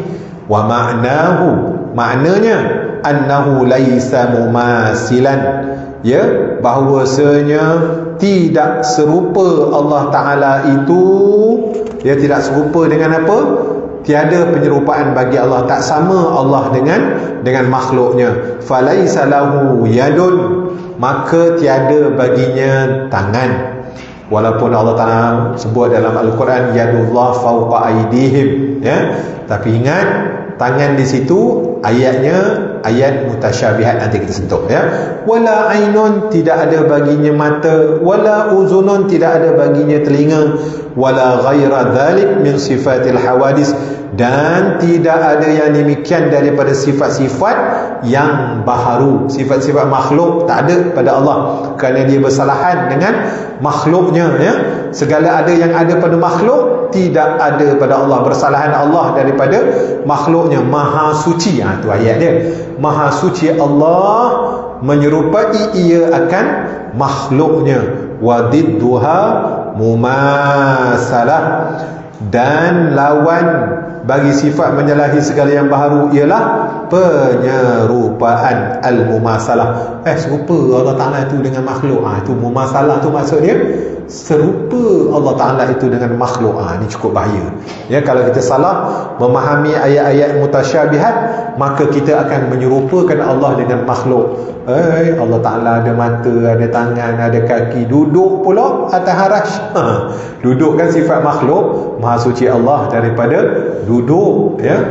Julus itu bukan sifat Allah, ya. Jadi disitulah ulama-ulama mentafsirkan supaya kita selamat daripada memahami ayat mutasyabihat ini. Ulama mendatangkan dua kaedah. Satu kaedah tafwid, satu kaedah takwil, untuk menyelamatkan kita daripada memahami perkara-perkara yang mana Allah Ta'ala serupakan, menyebutkan dia ada mata, ada tangan, ada keserupaan dia dengan makhluknya. Jadi untuk kita memahami ayat-ayat mutasyabihat, dia panggil ayat-ayat penyerupaan ini, maka ulama meletakkan dua kaedah, dua metod, dua cara untuk kita menganalisa, memahami ataupun menggunakan ayat itu. Kaedah yang pertama apa dia? Tafwid, menyerahkan maknanya itu kepada Allah, ya. Kita tidak mentakwilkan ayat itu, kita serahlah kepada Allah sebagaimana yang dikehendaki oleh Allah akan maknanya, ya. Tak masuk campur sikit pun. Kita kata inilah Allah yang Maha tahu, kita tak tahu. Serah kepada Allah akan maknanya bagaimana, ya. Kita tidak mengkaifiatkan Allah, tidak membagaimanakan Allah. Tak ada langsung kita nak campur tangan dalam nak cerita, nak itu, nak ini tentang itu. Tafwid, serah bulat-bulat kepada Allah sebagaimana yang dia kehendaki, sebagaimana yang sesuai dengan dirinya, yang bersifat dengan sifat laisa kamitsli syai'un. Ini pegangan ulama-ulama salaf. Ini pegangan yang paling selamat. Dan pegangan yang kedua, tafwid, takwil. Ulama-ulama yang khalaf, ulama-ulama yang datang kemudian, dia mentakwilkan ayat itu. Seperti contoh, tangan ditakwilkan dengan kekuasaan, ya. Muka ditakwilkan dengan zat, dengan keindahan, dengan kesempurnaan, ya. Disesuaikan dengan sifat-sifat Allah yang sempurna, tidak menggunakan a'dha, tidak menggunakan sebagaimana kita faham akan anggota-anggota manusia. Bimbang bila mana salah faham, orang esok mengatakan Allah Ta'ala itu bertelinga, walaupun kita sebut Allah Ta'ala itu ada mata, tapi tak serupa dengan mata makhluk. Maklumlah akal manusia ni, dia nak mikirkan juga. Akhirnya dia letaklah macam-macam benda. Mata pensel, Sama dengan mata kita, tak serupa juga. Lepas tu apa? Mata hati. Serupa dengan mata kita, tak serupa juga. Mata juga sebutnya. Macam-macam mata tuan-tuan. Mata-mata macam-macam tuan. Bila sebut mata akal ni, dia macam kanak je, pandai je dia. Jadi ulama kat supaya kita jangan macam-macam dalam menterjemahkan mata tu. Satu kaedah dia, serahkan kepada Allah. Yang kedua, gunakan takwil yang digunakan oleh ulama. Tangan, kekuasaan. Seperti mana Allah Ta'ala duduk ataupun Ar-Rahman ala arsyistawa. Ulama mentafsirkan bahawasanya Ar-Rahman, Allah Ta'ala yang bersifat Ar-Rahman itu menguasai akan arash Allah Subhanahu Wa Ta'ala, yang menunjukkan kepada ketinggian, keagungan, kebesaran Allah. Bukan mengambil arash itu sebagai tempat singgahsana ataupun istananya, duduk pula bersila atas arash. Itu sifat makhluk. Maha suci Allah daripada bersifat dengan sifat makhluk. Sebab itu kena faham betul-betul mukhalafatuhu ta'ala lil hawadith ni. Maksudnya laisa kamislihi syai'un. Itulah sebenarnya zat Allah itu tidak serupa dengan segala sesuatu, tak serupa dengan makhluknya. Ya. Kalau dia melihat pun tak sama dengan penglihatan kita, mendengarnya pun tak sama dengan pendengaran kita, kehendaknya tak sama dengan kehendak kita. Ya. Tapi kita ni berkehendak kerana dikehendaki olehnya. Kita ini melihat kerana diperlihatkan olehnya. Kita ini mendengar kerana diperdengarkan olehnya. Kita ini hidup kerana dihidupkan olehnya. Kita ini berkata-kata kerana diperkata-katakan oleh Allah. Kita ini itu, kita ini kerana semuanya datang daripada Allah. Kalau bukan daripada Allah, tak ada satu benda pun yang boleh kita lakukan. Boleh faham? Allah mutlak. Allah mutlak terhadap. Sebab tu Allah sebut fa'alul lima yurid. Dia berbuat apa saja yang dia kehendaki, kuasa mutlak atasnya. Tak ada yang memaksanya, tak ada yang boleh merintahnya, tak ada yang menyekatnya. Kuasanya tanpa batasan. Tak ada orang yang boleh menghalang, tidak ada kuasa yang boleh menghalang kehendaknya. Mutlak Allah Ta'ala atas kehendaknya. Dan dia berbeza dengan makhluknya.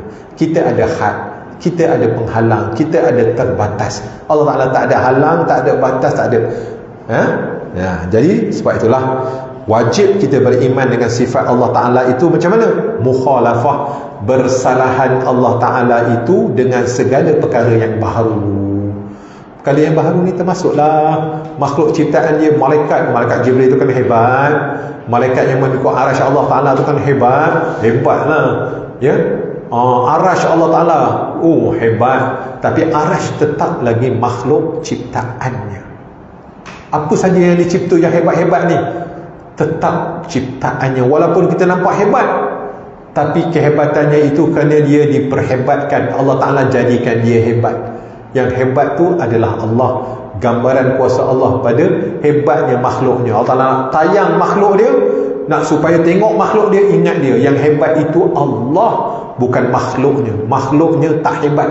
Itu hanyalah pancaran daripada kehebatan Allah, pancaran daripada kehendak Allah, pancaran tajalli daripada ilmunya, daripada kudratnya, iradatnya, hayatnya, samaknya, basarnya, tertajalli, terpancar pada makhluknya. Macam kita melihat itu, kita nampaklah kebesaran Allah, kekuasaan Allah, kecerdikan Allah, ketelitian Allah, kasih sayang Allah, lemah lembut Allah, pengasih Allah, penyayang Allah. Segala sifat-sifatnya itu tertajalli pada ciptaannya. Dan dia tetap laisa kamislihi syai', tak serupa sedikit pun dengan makhluknya.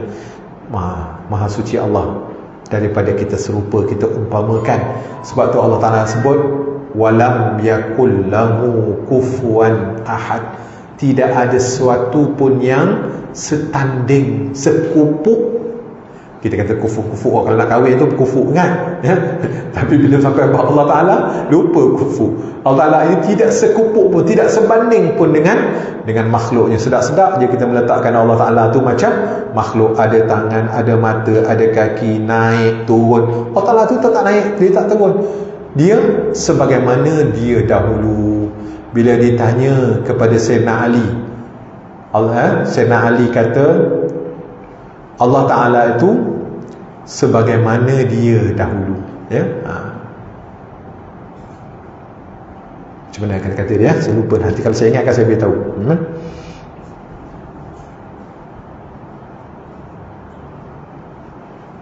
Nanti kalau ingat akan saya beritahu. Kata-kata Sayyidina Ali banyak dalam perkara-perkara yang berkenaan dengan sifat mukhalafatuhu ta'ala lil hawadis, ya. Baik, jadi kita tengok lagi.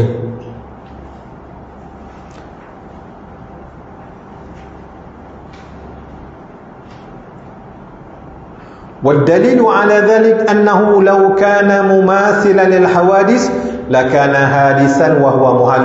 Jadi kita baca pula wadidduha, ya, situ tadi. Wadidduha, lawan kepada sifat mukhalafah lil hawadis ni, bersalahan Allah Ta'ala dengan segala perkara yang baru. Lawannya ialah mumasalah. Mumasalah ni serupa Allah Ta'ala itu dengan makhluknya. Wadalilu ala dhalik, dan dalil atas yang demikian itu, annahu, sekiranya Allah Ta'ala itu lau kana mumasilan, sekiranya dia serupa dengan perkara-perkara yang baru, lakana hadithan, adalah dia juga baharu, wa huwa muhalun, maka itu adalah mustahil bagi Allah. Sebab itu tak boleh kita tashbihkan Allah dengan, seumpamakan Allah dengan makhluknya, tak boleh. Kalau tidak, dia adalah perkara yang baharu, ya, dan sifat baharu itu mustahil bagi Allah, ya, mustahil bagi Allah Subhanahu wa ta'ala. Baik,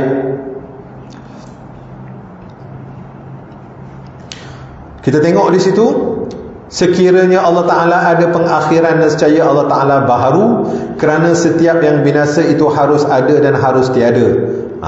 Sekiranya Allah Ta'ala ada pengakhiran, ya, maka ini yang bakok tadi, sorry, ya, dia laisa kamitslihi, bawah tu yang 21 tu, sorry saya, laisa kamitslihi syai'. Di situ ambil yang bawah sekali tu, ya, syarah dia yang bawah tu. Firman Allah laisa kamitslihi syai', sifat mukhalafah ini dalil dia, ingat saja laisa kamitslihi syai', ya, Allah Ta'ala itu dia tidak serupa dengan segala sesuatu. Maksudnya tiada sesuatu yang sembanding dengan zatnya, sifat-sifatnya dan pentadbirannya. Zatnya ke, sifatnya ke, asma'nya ke, af'alnya menyalahi akan makhluknya. Tidak ada satu makhluk sama dari segi zatnya, sifatnya, asma'nya dan af'alnya. Itu kita kena ingatlah, laika kamitslihi syai' itu, ya. Tiada penyerupaan. Firman Allah Ta'ala lagi, walam yakul lahu kufuwan ahad, yang saya baca tadi, ya, dalam surah Al-Ikhlas. Ini ayat ataupun dalil yang paling mudah untuk kita hafal, ya, untuk menunjukkan bahawa Allah Ta'ala itu laisa kamitslihi syai' walam yakul lahu kufuwan ahad, menunjukkan dalil kepada mukhalafatuhu ta'ala lil hawadis. Ini mudah tuan-tuan ingat, ya. Orang kata apa dalil mukhalafatuhu ta'ala lil hawadis, walam yakul lahu kufuwan ahad, laisa kamitslihi syai'. Yang dalil akalnya pula, tuan-tuan ceritalah sebagaimana yang tuan-tuan faham. Mustahil Allah Ta'ala itu dia serupa dengan makhluknya. Kalau dia serupa, maka dia baharu, dan sifat baharu itu adalah mustahil bagi Allah, ya. Baik, mari kita tengok di sini apa musannif terangkan tentang syarah bagi walam yakul lahu kufuwan ahad. Dijelaskan dalam syarah Tijan Ad-Darari ala Risalah Al-Bajuri fi Tauhid halaman 10, bentuk-bentuk penyerupaan merangkumi 10 keadaan. Mari kita tengok. Pertama, bahawa keadaan Allah Subhanahu wa taala berbentuk jisim, sama ada jirim itu murakkab tersusun, dinamakan sebagai jisim ataupun tidak murakkab, iaitu disebut sebagai jauhar fardi, unsur terkecil, unsur atau terhalus yang ditemui dalam peralatan moden sekarang, yakni atom. Yang pertama, Allah Taala itu bentuk jisim. So setiap jisim ini adalah benda, jisim, benda, dan sama ada jirim itu murakkab, dia tersusun. Dia macam contoh tubuh badan kita ni lah. So tubuh badan kita ni yang membentuk manusia, dia tersusun daripada kepala, tangan, kaki, badan. Itu bila murakkab itu dinamakan sebagai jirim yang murakkab, iaitu jirim yang murakkab. Ataupun benda yang halus. Benda yang halus itu kalau susun, apakah dia punya benda yang membentuk plastik. So plastik, sebelum dia jadi plastik ni ada benda yang halus. Bila dia dikumpulkan komponen-komponen tu, dia membentuk jadi plastik. Dia bentuk jadi ni, jadi itu benda-benda yang tersusun. Kalau tidak pun dia tinggal satu-satu. Macam satu-satu ni apa? Macam atom. Atom tu kan macam sel kita. Yang membentuk diri kita yang besar ni terdiri sebenarnya sel kita ni terdiri daripada triliunan, bertriliun-triliun. Triliun-triliun ni banyak sangat lah. Sel-sel yang membentuk menjadikan kita ni macam ni. Triliun, tangan, kaki, apa semua, itu triliun daripada benda-benda yang halus yang disebut sebagai zarrah. Zarrah ni dalam terjemahannya lah atom. Atom, benda yang kecil. Ataupun macam kita sel lah. Benda yang paling kecil sekali adalah sel. Sel. So begitulah juga yang unsur yang kecil itu dinamakan jauhar fard. Unsur yang terkecil, jauhar fard ni juga disebut sebab macam malaikat. Malaikat tu jauhar fard lah. Sebab dia unsur halus, unsur cahaya, yang tak boleh kita nak trace dengan peralatan, dengan mata kasar kita ni. Dengan mata kasar kita ni tak nampak. Malaikat memang ada penuh dalam ni, tapi kita tak boleh nak trace dia, sebab mata kita tak mampu untuk trace. Melainkan orang-orang yang Allah Ta'ala angkat hijab dia. Sebab satu masa nanti Allah Subhanahu Wa Ta'ala akan angkat hijab. Sekarang oleh kerana kita duduk atas muka bumi ni, mata kita ni diberi kemampuan sekadarnya, sehingga sampai satu masa nanti. Sebab itulah pada hari yang kita diangkat hijab tu masa bila? Masa dekat kita nak gharah. Masa itu pandangan kita sangat tajam. Kita nampak dah. Bukan setakat dunia, nampak mana aku nak pergi. Alam akhirat terbuka depan kita, alam ni buka, alam ni kubur nampak, semua nampak dah. Itu yang orang tu pacak dia. Pasal tu apa? Setelah dia angkat, Allah Ta'ala dah angkat dah hijab dia nampak. Itu pandangan dia. Tapi sekarang ni Allah Ta'ala bataskan pandangan kita. Setakat ada dinding, tak tembus dah. Belah ni tak nampak dah. Itu setakat itulah yang Allah Ta'ala berikan kepada kita. Tapi wa yauma hadid, pada hari itu pandangan mereka ini sangat tajam. Hari masa bila? Masa kita, setelah kita melalui proses untuk kita mati besok, ataupun pada hari kiamat besok. Artinya sebab tu dia dah dengar dah azab neraka 500 tahun perjalanan. Telinga dah dengar dah. Grum. Apa ni? Neraka sedang memarahkan. Boleh nampak dah asap berkepul-kepul naik tu. Padahal perjalanannya dalam kitab cerita 500 tahun, 1000 tahun ni. Itu kan kitab cerita. Dia pakai 500 tahun. Betul, tapi mata kita dah boleh nampak, dah boleh sedar. Telinga kita dah boleh dengar. Tuan-tuan, masa tu punya lagunya.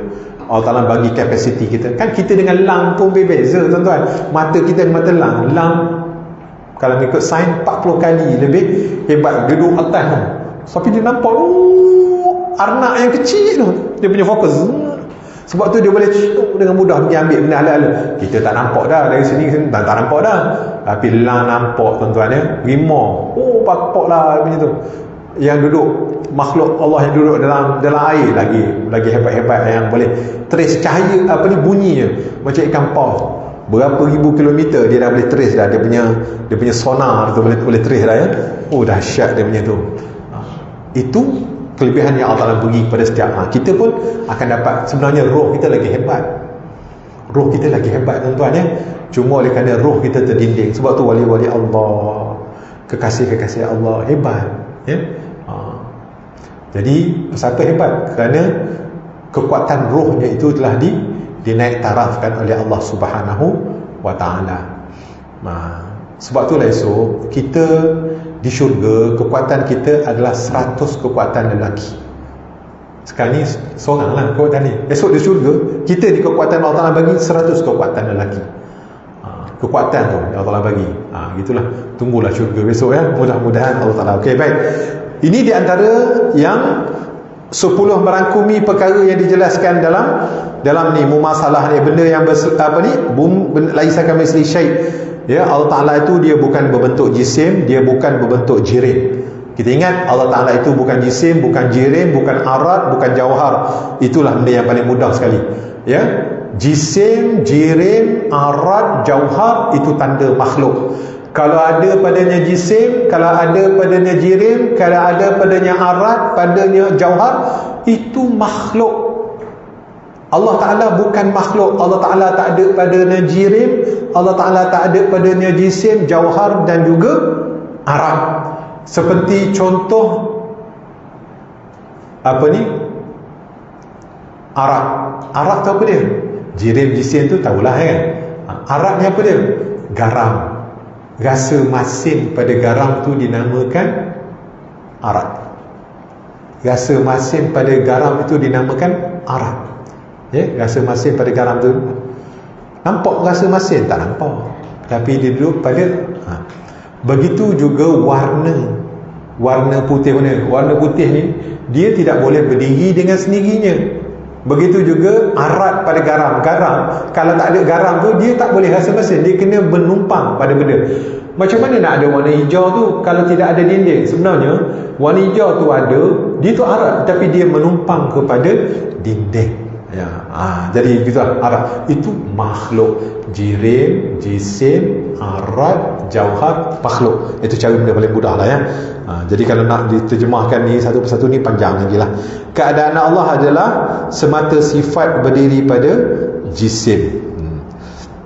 Kemudian keadaan Allah pada salah satu arah daripada jirim, jisim, maka Allah tiada berada di atas arash, tiada juga di bawahnya, tiada di kanannya dan tiada di kiri. Allah tidak terikat dengan masa, tempat, arah. Allah Ta'ala tidak terikat dengan masa, tempat dan arah. Kalau kita kata Allah Ta'ala duduk atas arash, maka dia ada arah dia, di atas. Kalau ada atas, sudah ada, tentu ada bawah, ada kiri, ada kanan, ada dalam, ada luar. Itu sifat makhluk. Makhluk ada arah dia, ya, ada dia punya ruang. Allah Ta'ala tidak terikat dengan ruang. Dia tidak ada terikat dengan masa, waktu, tempat, tak. Sebab tu tak boleh kata Allah Ta'ala itu duduk di atas arash, bersemayam di atas arash, ya. Jadi kalau kita melihat itu, kita menyerupakan Allah dengan makhluk. Bila menyerupakan Allah dengan makhluk, maka itu disebut sebagai mumasalah. Dan mumasalah itu adalah mustahil bagi sifat Allah. Maha suci Allah daripada serupa dengan makhluknya. Muhal, ya. Baik. Allah Ta'ala mempunyai arah, kerana Allah tidak Allah bertempat pada satu tempat. Macam disebut tadi lah ya, mustahil Allah Ta'ala bertempat pada satu tempat sebelum dia menjadikan arash. Arash itu kan tempat. Sebelum dia menjadikan arash, arash itu kan makhluk. Sebelum adanya alam ini, Allah Ta'ala telah ada. Dia duduk mana? Sudah, payahlah jawab soalan tu. Dia sebagaimana dia dahulu. Dia tidak memerlukan tempat, dia tidak memerlukan masa, ya. Dialah yang menciptakan tempat, dialah menciptakan masa, dialah menciptakan ruang dan arah. Jadi masa, ruang, arah, tempat makhluk ciptaannya. Maha suci Allah daripada memerlukan makhluk. Kalau dia memerlukan makhluknya, lemahlah dia. Bila mana dia lemah, mustahil Allah Ta'ala itu bersifat dengan sifat lemah. Boleh faham ya? Cara itulah paling mudah sekali. Allah Ta'ala terikat dengan zaman, di mana keadaan gerak-gerakan galaksi, planet tertakluk pada zaman, ya. Dia terikat dengan zaman. makhluk naik turun yang disebut mustahil. Allah Ta'ala itu terikat dengan gerak-gerakan dia sebagaimana dulu macam itu. Itulah dia, ya. Dia menciptakan peredaran zaman silih berganti atasnya dua hal yang baru, iaitu siang dan malam. Dia tidak terlibat dengan siang dan malam, kerana siang dan malam itu adalah masa itu adalah makhluk ciptaannya, ya, makhluk ciptaannya. Allah Ta'ala bersifat dengan sifat makhluk yang baru seperti bergerak atau diam. Sekejap-sekejap dia pergi ke Tursina, sekejap-sekejap dia pergi ke Aras, sekejap dia turun. Dia tak bergerak macam tu. Maha suci Allah daripada bergerak-gerak ke hulu ke hilir, ya. Maha suci Allah. Itu sifat makhluk, ya, itu sifat makhluk, ya. Okey. Atau diam, putih atau hitam, kekuasaan makhluk, kehendak makhluk seperti perkataan kuasa, atau kehendak Allah seperti kuasa, dan kehendak makhluk ketahui kuasa atau kehendak makhluk amat terhad, sedangkan kuasa dan kehendak Allah tidak terhingga. Sesungguhnya akal kita tidak mampu membayangkan hal tersebut. Janganlah kita nak bayang-bayangkan, maksudnya jangan kita nak serupakan Allah dengan makhluk. Jalan selamat kita kata subhanallah, maha suci Allah, bersalahan Allah dari segala perkara yang baharu. Itu kita sebut, ya Allah, aku bertaubat, ya Allah, kalau ada hati dan perasaan aku ini cuba untuk menyerupakan Engkau dengan perkara-perkara yang tidak layak bagimu, ya. Kita bertaubat kepada Allah. Kalau ada terdetik dalam hati kita ni nak cuba nak menyamakan Allah dengan makhluknya, artinya kadang-kadang kita menghadkan kuasa Allah. Tak pasal-pasal kita. Kalau engkau tak ikut kaedah aku, engkau ahli neraka, engkau bid'ah, engkau sesat. Mudah nak menyesat kau orang. Sebab tu tak boleh nak menyesat kau orang, nak bid'ah kau orang, ya. Bukan hak kita pun, bukan kuasa kita pun, ya. Ini kita melihat, kalau kau tak ikut kaedah aku ni, inilah this is the only way. Jadi benda-benda macam ni kita kena berhati-hatilah. Kalau Allah kita menghadkan kuasa Allah, tak ikut cara ni, tak adalah, ya. Okay? Pandai-pandai kita menghadkan Allah, kita menerakakan orang, mensyurgakan orang, ya. Jangan buat pekerjaan yang seumpama itu, ya. Itu hak Allah, serahlah kepada Allah. Baik zat Allah bersifat kecil atau besar dengan makna terdiri dari banyak juzuk, macam kita sebut tadi lah. Allah mempunyai tujuan-tujuan tertentu di dalam perbuatannya atau ketetapannya. Kerana itu tidak ada dalam perbuatannya seperti menciptakan Zaid, kerana ada satu tujuan tertentu, ya. Baik, jadi perkara-perkara yang macam kita ada tujuan tertentu, ada benda yang kita kehendak pada setiap perbuatan kita, ya. Allah Ta'ala dia tidak serupa macam kita. Bukan dia orang Kampung ada udang sebalik mi. Perbuatan kita ni ada. Buat ni kan dia nakkan sesuatu, nak buat ni kan dia nak sesuatu dah. Allah Ta'ala itu bersalahan dengan diri kita, bersalahan dengan makhluknya. Jangan samakan kehendak makhluk dengan kehendak Allah. Dia mutlak kehendaknya. Fa'alul lima yurid. Dia buat apa yang dia kehendaki. Kita tak tahu apa kehendak dia, serah kepada dia, ya. Baik, perhatian kesimpulannya, 10 bentuk penyerupaan ini adalah sama sekali mustahil bagi Allah. Berkata Imam Abu Ishaq Al-Ishfarani rahimahullah ta'ala bahawa ahli haq telah ijma' bahawa segala perbicaraan mengenai ilmu tauhid terkandung dalam 2 kepercayaan, iaitu pertama, setiap apa yang terbayang oleh kita ianya merupakan kejadian baharu dan kita iktikadkan ia bersalahan dengan Allah, kerana setiap apa yang kita sangka itu adalah makhluk dan Allah lah yang menjadikannya. Apa? Nampak? Itu bahayanya. Sebab Allah Ta'ala itu tak boleh nak dibayangkan, tak boleh nak ditasawurkan, tak boleh nak didetikkan. Setiap apa yang kita bayang dalam ingatan kita, tergerak dalam detik hati kita, semuanya itu makhluk, kerana dia dicipta, dijadikan oleh Allah. Pikiran kita memikirkan itu, memikirkan ini. Fikiran kita ni makhluk diciptakan oleh Allah. Apa yang natijah dari fikiran juga adalah makhluk. Begitu juga perasaan kita, kerana dia dicipta, dijadikan oleh Allah. Dan hasil daripadanya juga adalah makhluk. Dan itu bukan Allah. Ingat, ya, itu bukan Allah. Sayyidina Ali kata, kullu ma yakhturu yatasawwaru fi balik wallahu khilafun zalik. Ni baru sampai. Kullu ma yatasawwaru, ataupun dalam satu riwayat lagi, kullu ma yakhturu fi balika wallahu bi khilafi zalik. Setiap apa yang tergambar, setiap apa yang tergambar dalam fikiran kamu, yang terdetik dalam hati kamu, wallah, dan Allah itu bi khilafi zalik, tidak seumpama dengan apa yang kamu tasawurkan dalam pemikiran kamu dan dalam detikan perasaan kamu, ya. Wallahu bi khilafi zalik. Allah itu bersalahan dengan segala apa yang kamu fikirkan dan apa kamu sangkakan tentangnya. Sebab tu jangan nyangka-nyangka, jangan mikir-mikir tentang Allah ini, ya. Baik. Yang boleh kita fikir tentang penciptaan Allah. Di situ nampak keagungannya, kebesarannya, nampak tanda-tanda wujudnya, nampak makhluknya. Sebab tu untuk kenal Allah, tengok pada makhluknya, ya. La tafakkaru fi zatillah, tafakkaru fi khalqillah. Jangan kamu fikir pada zat Allah, tapi fikirlah pada penciptaan Allah.